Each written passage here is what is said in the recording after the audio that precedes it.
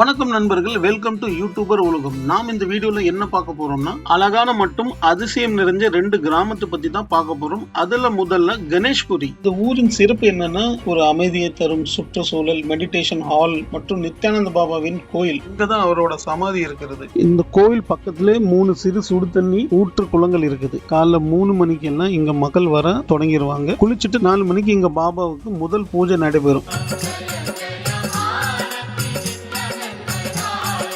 அதிகாலையில் இந்த சுடு தண்ணியில் நம்ம குளிக்கும்போது ஒரு மனம் ஒரு அமைதியை நிலைக்கும், உடல் ஒரு புத்துணர்ச்சியாகும், ஒரு பக்தி, ஒரு உணர்வு நம்ம உணர முடியும். இந்த ஏரியாவில் என்ஜாய் போகணும்னா இந்த ஏரியா விட்டா வேற ஏரியாவே கிடையாதுன்னா. கிரேஸ்வரியிலேருந்து 5 கிலோமீட்டர் சுத்தமான சுடு தண்ணி எங்கே இருக்குன்னு நான் கேட்டோம். அண்ணா இங்கே கூப்பிட்டு வந்தார். உண்மையிலே ஏன்னா ஆட்டோமேட்டிக்காக அபூர்வமாக சுடு தண்ணி இங்கே தானே கிளம்புது. கால சீசனில் வரும்போது தானே குளிக்கிறதுக்கு நல்லா இருக்கும். ஆனால் இது கொஞ்சம் வெயில் டைமு. நாங்கள் அங்கேருந்து வரத்துக்கு கொஞ்சம் 5 கிலோமீட்டர் ஆயிடுச்சு. இருந்தாலும் இப்போ நான் தொட்டு பார்க்குறேன். அடிக்கிற வெயில சுடு தண்ணியில் எப்படின்னா குளித்தா சுடுதுடா. சும்மா சொல்லாதீங்க. ஐயோ சும்மா சொல்ல. நல்லா விடுங்க, நல்லா விடுங்க. அனல் இங்கே அடிக்குதுடா. அனல் அங்கே அடிக்குதா?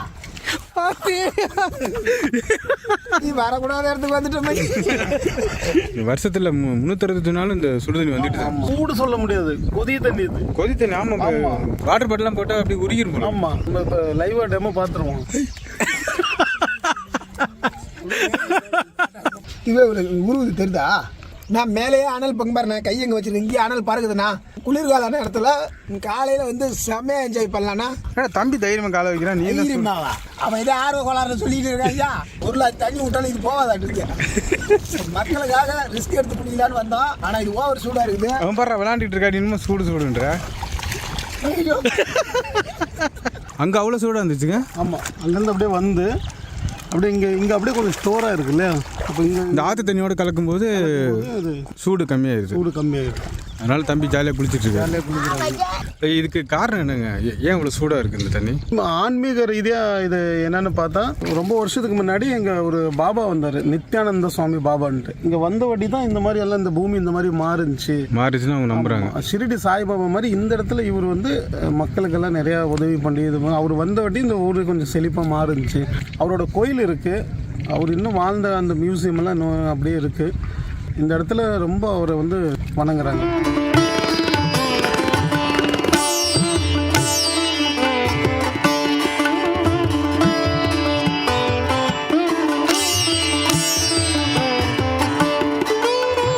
இன்னொரு சொம்பு தண்ணி ஊற்றுற போல இருக்குண்ணா. ருத்ரன் தண்ணி எல்லாம் மேலே ஊற்றுங்க.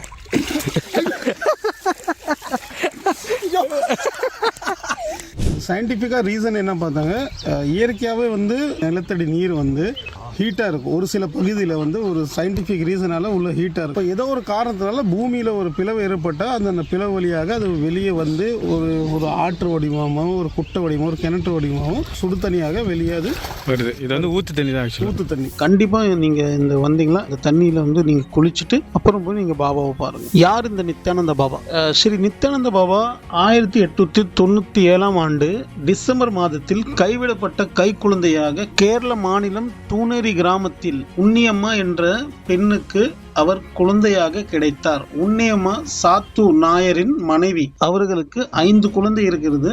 ஆனாலும் கணவன் மனைவி இருவரும் இந்த குழந்தையை தத்தெடுத்து வளர்த்து வந்தனர். அவருக்கு ஸ்ரீ நித்யானந்தா ராமன் என்று பெயரிட்டனர். அவருக்கு சிறு வயதுல ஆன்மீகத்தில் அதிக ஈடுபாடு இருந்துச்சு. சன்னியாசி ஆகிறதுக்காக தான் வீட்டை விட்டு பல இடத்துக்கு சென்றார். அவர் இமயமலைக்கு அலைந்து திரிந்ததாகவும் பல்வேறு யோக நுட்பங்களை கற்று யோக சக்திகளை பெற்று இருக்கலாம் என்று கூறப்படுகிறது. 1923ஆம் ஆண்டு நித்யானந்தா கேரளா விட்டு வெளியேறி பல்வேறு இடங்களுக்கு சென்ற போது மகாராஷ்டிரில் உள்ள கணேஷ்புரிக்கு இங்க பழங்குடியினர் நலனுக்காக நிறைய உழைத்தார். அவர்களுக்கு ஒரு பள்ளியை திறந்து உணவு மற்றும் உடைகளுக்கு ஏற்பாடு செய்தார். அவர் இங்க இருந்தபோது தனது ஆன்மீக சக்திகளால் பல அற்புதங்களை செய்தார். இந்த செய்தி மகாராஷ்டிரா முழுவதும் பரவலாக பரவியது. அவர் வாழும் துறவியாக மிக பிரபலமானார். மும்பை மக்கள் அவரிடம் வர தொடங்கினார்கள். கைலாஸ் நிவாஸ்.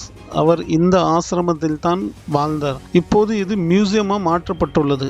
அவரது அரிய போட்டோஸ் மற்றும் அவர் பயன்படுத்திய பொருட்களும் இன்னும் இங்கே உள்ளது. ஆகஸ்ட் 8, 1961 அன்று ஸ்ரீ நித்யானந்த பாபா ஜீவ சமாதி அடைந்தார். அவரது சமாதியில் ஒரு கோயில் கட்டப்பட்டுள்ளது. அவரை பின்பற்றவர்கள் அவரை ஒரு தெய்வ துறவியாக வணங்கினர்.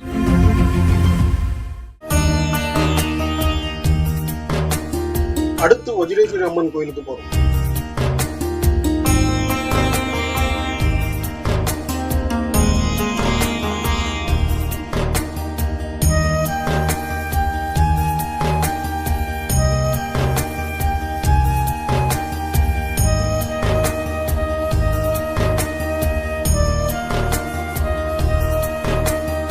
ஆத்தோட பெருமை பற்றி சொல்லுங்க. இந்த ஆறு எங்க இருக்குன்னா தானா டிஸ்ட்ரிக்ட்ல வஜ்ரேஸ்வரிங்கிற ஊர் இது. இங்க வந்து வஜ்ரேஸ்வரி அம்மன் இங்க இருக்காங்க. அந்த அந்த அம்மனோட பேர் இந்த ஆத்துக்கு வந்து பேரா வச்சிருக்காங்க. ஆமா, பேரா வச்சிருக்காங்க. இப்போ சுடுதண்ணி வருன்றாங்க இந்த ஆற்றுல. வெயில் காலத்தில் சூடாக இருக்குன்னு அதை வச்சு சொல்கிறாங்களா இப்படி? இல்லைங்க, இங்க பூமியிலே வந்து நேச்சுரலாகவே இங்கே வந்து சுடுதண்ணி வரும். இந்த ஆறுல கிடையாதுங்க. இங்கே ஒரு இந்த ஆறு குளிர்ச்சியாக தான் இருக்கும். இந்த ஆறு குளிர்ச்சியாக தான் இருக்கும். 12 மாதமும் இந்த ஆறு குளிர்ச்சியாக தான் இருக்கும். வருஷம் ஃபுல்லாமல் சுடு தண்ணி வர்றதுக்கு இந்த ஒரு 7 கிணறு இருக்குங்க. அதுதான் சாத் குண்டும்பாங்க. 7 கிணறு. அந்த 7 கிணறுல வருஷம் ஃபுல்லாகவே சுடு தண்ணி தான் வரும். இந்த ஆற்றோட ஸ்பெஷல் என்னன்னா, இப்போ வரத கூட்டத்தோட இப்போயும் அதிகமாக இருக்குது. இப்போ வரதோட குளிர் காலத்தில் வர கூட்டம் தான் ரொம்ப அதிகமாக இருக்கும். இங்கே ரூம்ஸ் எல்லாம் கிடைக்கவே கிடைக்காது. மக்கள் அங்கங்கே ரோட்டோரமாக டென்ட் போட்டு அப்படியே அங்கேயே சமைச்சு இங்கேயே சாப்பிட்டுட்டு அப்படியே இருப்பாங்க. சும்மா குளிச்சுட்டு வெளியில வந்தான்னு வச்சுக்க, கமலஹாசன் மாதிரி இருப்பான். டேய், இவன் வேற என்னை ரொம்ப டார்ச்சர் பண்றான்டா.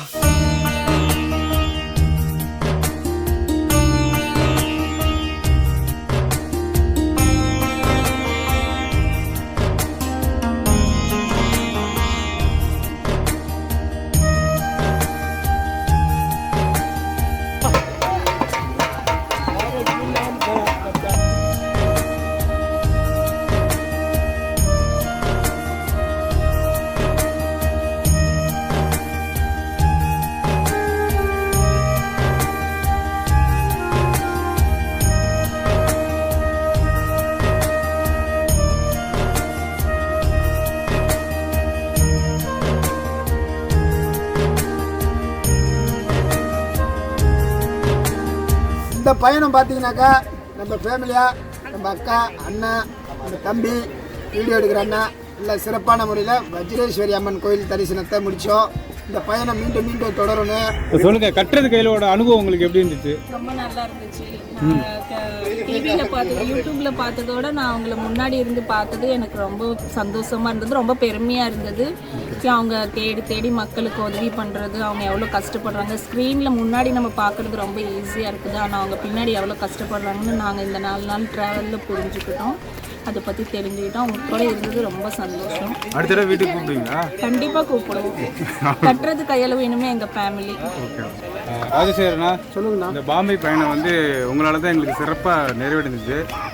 அதை பற்றி உங்களோட கருத்து என்ன? கட்டுறது கையில் குடும்பத்துக்கு இல்லை என்னன்னா, இந்த வாய்ப்பு நான் எப்படி பார்க்குறேன்னா, உங்களை வந்து டிவியில் நாங்கள் பார்த்துருக்கோம். உங்கள் ஃபேமிலி எல்லாமே ஒரு ரொம்ப வருஷமாக உங்களை ஃபாலோ பண்ணிட்டாங்க, சப்ஸ்கிரைபர். டிவியில் பார்க்குறதுக்கும் நேரில் பார்க்குறதுக்கும் நிறைய வித்தியாசம் இருக்குது. கண்டிப்பாக இருக்கும்ல. ஆமாம், என்னன்னா ஆமாம், அது என்னமோ ஜாலியாக, அது டிவியில் பார்த்தா நீங்கள் ரொம்ப ஜாலியாக இருக்கிற மாதிரி இருக்குது. பட் உங்களோட கஷ்டம் என்னன்னு இந்த 4 நாளில் நான் நல்லா புரிஞ்சுக்கிட்டேன். ஆமாம், ஏன்னா தூக்கம், சாப்பாடு இதை பற்றியெல்லாம் நீங்கள் வந்து அதை பற்றி கேர் பண்ணிக்கிறதே இல்லை. உங்களோட முழுக்க நோக்கம் என்னென்னா, அந்த உங்களோட அந்த பொது சேவைகளுக்கு வந்து அதை சிறப்பாக செஞ்சுட்டு இருக்கிறீங்க.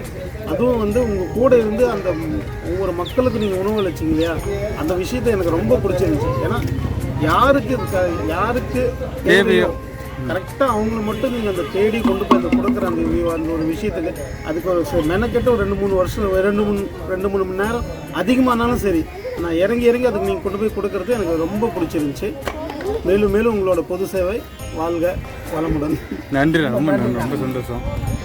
எதுவுமே தெரியாமல் மும்பைக்கு வந்தோம். இங்கே வந்தவொடனே ஒரு புது ஒரு ஃபேமிலி ஃப்ரெண்டாக கூட இருந்த 4 நாளைக்கு எப்படி தங்க வச்சாங்க, ஒரு தமிழர்கள் வாழும் பகுதி எப்படி இருக்கும், மும்பை சிட்டியில் எப்படி தினந்தோறும் அவங்க வாழறாங்கன்னு சூப்பராக எங்களுக்கு எடுத்து வச்சாங்க. அது மட்டும் இல்லாமல் இந்த இடத்துல என்னென்ன மாதிரி பொருட்கள் கிடைக்கும், காய்கறிகள் எப்படி கிடைக்கும், எந்த இடத்துல மலிவாக கிடைக்கும், ஸோ அந்த மாதிரிலாம் தேடி மெனக்கெட்டு கூட்டின்னு போய் ஒவ்வொரு நாளும் எங்களுக்கு அது சிரமப்பட்டாங்க. நம்ம கூடவே இருந்தாங்க, அதுதான் பெரிய விஷயம். ஆமாம், அவங்களோட வேலைகளை விட்டுட்டு இந்த 4 நாளாகவே எங்கள் கூடவே ட்ராவல் பண்ணாங்க.